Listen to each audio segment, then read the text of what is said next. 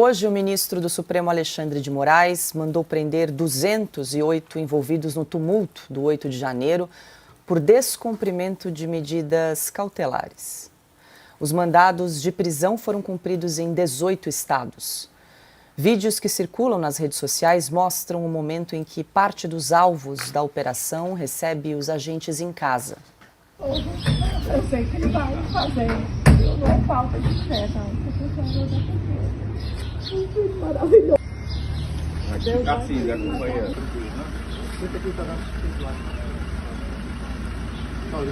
Tchau. Patriota que não fez nada pra ninguém, tá passando por essa injustiça. Estão tirando um homem de bem de dentro de casa. Só que a gente precisa que o senhor fique aqui com a gente. Ah, eu fico aqui? Bom, vale lembrar, né, Piotr, que a Polícia Federal já deflagrou 27 fases aí da Operação Lesa Pátria. A última foi em 23 de maio e agora essa informação que o ministro Alexandre de Moraes expede, então, 208 mandados de prisão. Eu estou até tentando confirmar quantos já foram presos no início da manhã. Por volta das 10 horas da manhã, 38 pessoas haviam sido presas em razão dessa última decisão do ministro Moraes. Este caso está eivado por uma série de irregularidades, a começar, e nós denunciamos isso lá atrás, que não houve individualização de conduta. Em vários dos casos não houve individualização de condutas. Ou seja, o que o sujeito fez exatamente. Você se lembra que a audiência de custódia, que é um direito do preso brasileiro, não foi feita no período em que é determinado pela justiça brasileira.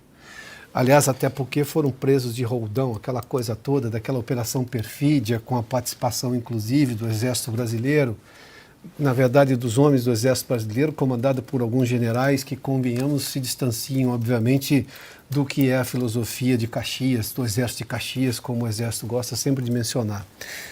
Mas vamos lá, advogados não tiveram acesso aos autos, advogados não tiveram o seu tempo de defesa. Aliás, ele manifestava a defesa e logo depois já saía, no minuto seguinte já saía a sentença. Quer dizer, o que o advogado disse não foi levado em consideração então pelo juiz. Normalmente as partes se manifestam e depois de um tempo sai a sentença. Ou seja, há uma série de coisas que é muito estranha. Além do caso em si, que nós vimos lá no dia 8, sim, quem depredou, individualiza-se a conduta, vai lá e responde pelo crime de depredação de patrimônio público. Nunca ninguém aqui defendeu o contrário. Agora, da forma como foi feita, né, um julgamento generalizado, sem individualização da conduta, que aí sim, cada um depois foi julgado. A partir daí, isso chama atenção, levando-se em conta a situação, que agora o projeto de anistia que está no Congresso Nacional precisa andar um pouco de forma mais célere, precisa andar rapidamente. Porque hoje você tem uma situação em que você não tem claramente a justiça sendo feita, resguardado o direito, por exemplo, devido ao processo penal, o direito à ampla defesa, isso tudo foi resguardado para cada uma dessas pessoas.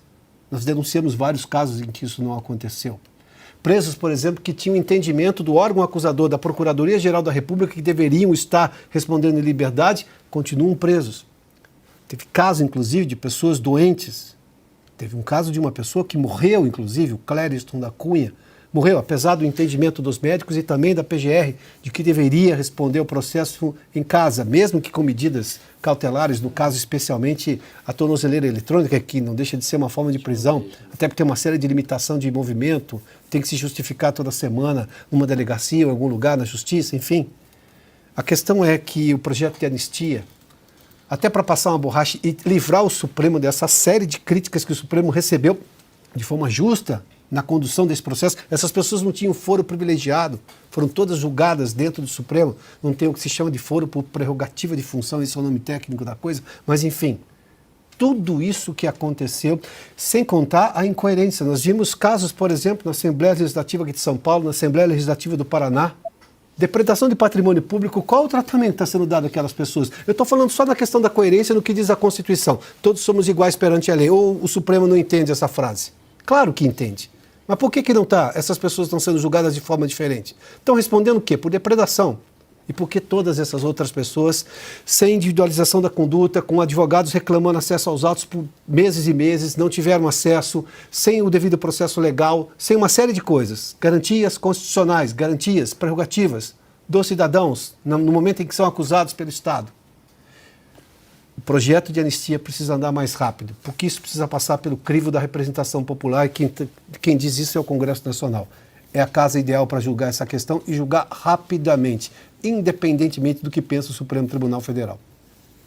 Cauti, só uma atualização aqui, estava conferindo no site do portal UOL, a Polícia Federal prendeu até o momento 49 pessoas, ou que estavam foragidas, ou então em risco de fuga, segundo o ministro Alexandre de Moraes. Mas essa é uma reação, Paula, ao fato de que muitos brasileiros que foram presos no dia 8 de janeiro estão saindo do Brasil, como a gente já escreveu aqui na Revista Oeste, a reportagem do Christian, lá de Brasília. Muitos brasileiros estão saindo do Brasil e pedindo asilo político em outros países e recebendo asilo político de outros países. O Supremo Tribunal Federal e a Procuradoria-Geral da União acordaram de um dia para o outro após a nossa reportagem e agora perceberam que muita gente já está fora das fronteiras brasileiras e vai ser muito complicado prender essas pessoas simplesmente pelo fato de que aquilo que elas são acusadas ou não é crime no outro país ou não é crime sequer no Brasil. Será muito difícil que essas pessoas sejam extraditadas para o Brasil, porque quando o governo brasileiro, quando o Supremo Tribunal Federal tentar demonstrar a licitude desse processo, a justiça sendo feita de uma forma equânime, de uma forma correta no Brasil, não vai conseguir. E quando outros países, outras jurisdições perceberem que no Brasil não está sendo feita justiça e essas pessoas estão sendo cometidas a abusos, o primeiro de todos é o fato delas serem julgadas pelo Supremo Tribunal Federal e não pelo Tribunal de Primeira Instância do Distrito Federal, elas não serão extraditadas. Então, essa operação mostra o pânico que tomou conta do Supremo e de Brasília como um todo, porque eles estão percebendo que eles vão passar vergonha a nível internacional mais uma vez. O Procurador-Geral da República já pediu a inserção de dezenas de pessoas na lista vermelha da Interpol. Até o momento, não há informações de que a Interpol acatou esse pedido. Assim como outros países não acataram pedidos de extradição de brasileiros acusados de atos antidemocráticos, tentativa de derrubar a democracia, de subversão à democracia, como, por exemplo, o caso de Alan dos Santos. Os Estados Unidos, que não são exatamente uma perigosa autocracia bolsonarista, se recusou a extraditar Alan dos Santos, alegando que não há crime nem aqui no Brasil e muito menos nos Estados Unidos. Assim, a liberdade de expressão. Vai acontecer a mesma coisa com essas dezenas de brasileiros que já estão fora das fronteiras do Brasil, não serão, muito provavelmente não serão extraditados para o Brasil, simplesmente porque não existe crime nem aqui e nem lá fora. Pior do que isso, eles estão sendo submetidos a abusos de poder por parte do Supremo Tribunal Federal e em outros países são intoleráveis. Aqui no Brasil, infelizmente, já são normalidade. Silvio. Bom, Paula, vamos lá. Em primeiro lugar, essa é a 27ª fase da Operação Lesa Pátria. Uma operação deflagrada depois do dia 8 de janeiro. Pois bem, 27 fases para procurar os financiadores, para procurar quem organizou, quem arquitetou, quem planejou o dia 8 de janeiro, o golpe que nunca aconteceu. Até agora, depois de 27 fases e muitos milhões do nosso dinheiro, pagadores de impostos, eles não acharam ninguém. Eu vou trazer aqui uma comparação só porque a memória às vezes bate. A Operação Lava Jato, a 27ª fase da Operação Lava Jato, ela é um pouco cara para mim. Ela se chama Carbono 14. Ela foi deflagrada no dia 1º de abril de 2016, porque ela ligou o ovo da serpente, que foi Santo André, e aí passa evidentemente pelo assassinato do prefeito Celso Daniel, ao Petrolão. Foram presos Ronan Maria Pinto, Silvio Pereira. a 27ª fase da Lava Jato 2016. A Lava Jato, ela começou no primeiro semestre, aliás, nos primeiros meses de 2014. Àquela altura, a 27ª fase da Lava Jato já havia enredado dezenas de presos políticos, empreiteiros, enfim, o cartel do Petrolão já estava desmascarado e enjaulado. Nós temos a 27ª fase da Operação Lesa Pátria. Na verdade, a Lava Jato era a operação daqueles que lesaram a pátria. Mas esta 27ª fase ainda não conseguiu chegar a lugar nenhum. Por quê? Porque o crime de golpe de Estado nunca aconteceu. E digo mais, essas pessoas que estão sendo presas, boa parte, é por causa do jornalismo moribundo de alguns portais de notícias que disseram que, porque algumas pessoas quebraram tornozeleira e fugiram das fronteiras do Brasil, outras também poderiam fazer o mesmo. É uma espécie de crime mediúnico. Pode ser que aconteça, só que isso não existe no ordenamento jurídico. Mas esse jornalismo moribundo fez com que essas pessoas agora, neste momento, ou estão presas ou estão sendo procuradas. Pessoas que sequer foram sentenciadas. Olha em que lugar o Brasil se meteu. Pois é, algumas foram condenadas, mas estão recorrendo na justiça, né, Silvia? E ainda assim foram presas, não transitou em julgado o recurso e ainda assim retornaram à prisão. Consta? São presos políticos, obviamente presos políticos. Não houve nenhuma tentativa de golpe. A gente tem que repetir isso todo dia.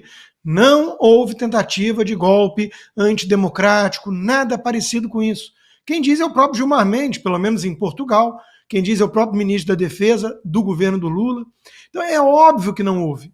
Golpe sem arma, com algodão doce, Bíblia e bandeira, num domingo, é óbvio que isso é uma coisa ridícula. Vai falar de golpe, vai ver o que aconteceu em Mianmar, que aliás a ditadura lá matou agora mais 20 e tantos rebeldes num casamento, né? Isso, em Mianmar houve golpe. No Brasil não houve nada parecido. Aliás, isso é controverso, né? Dá para dizer que houve um golpe, mas sem sombra de dúvidas, não daqueles patriotas que estavam lá. Então isso é perseguição pura e simples. Isso é abuso de poder, isso é mostrar força, o que aliás preocupa todos aqueles que alimentaram alguma esperança, como eu mesmo, após a entrada do Elon Musk no jogo. Elon Musk anda meio sumido sobre o Brasil, está lá ocupado, lançando foguete e tudo, mas deu uma sumida de Brasil, isso é verdade. As pessoas se questionam o que aconteceu, se é apenas para garantir segurança dos funcionários da plataforma X, mas o tempo está passando e acho que o próprio ministro Alexandre sentiu isso. No início parecia que tinha ocorrido um recuo. Agora ele mostra total ousadia uma vez mais. Emitir 200 e poucos mandados de prisão em um dia, prender quase 50 pessoas, inocentes, com culpa coletiva, e no máximo a culpa seria de arruaça, de depredação de patrimônio público, jamais prisão da forma que ele está infringindo essas pessoas. Então é óbvio que se trata de um puro arbítrio e de coisas de ditadura. Quero fechar, porque meus colegas já disseram tudo que precisava ser dito, que temos um outro preso político que hoje mesmo veio à tona também mais provas de que ele não tinha saído do país, e esse era o principal pretexto para a prisão, Felipe Martins, que é um troféu para o sadismo do ministro Alexandre. Felipe Martins, que não quer fazer delação, porque não tem o que falar e não vai inventar crimes, né? Felipe Martins provou, não só que não embarcou no avião e tudo, agora ele provou que ele estava no Uber, na hora em que o presidente Bolsonaro estava no avião, né? Quer dizer, o que mais é preciso para a soltura desse preso político? Precisa, obviamente, de alguma decência e apreço pelo Estado de Direito por meio do ministro Alexandre. Mas isso a gente prefere esperar um milagre.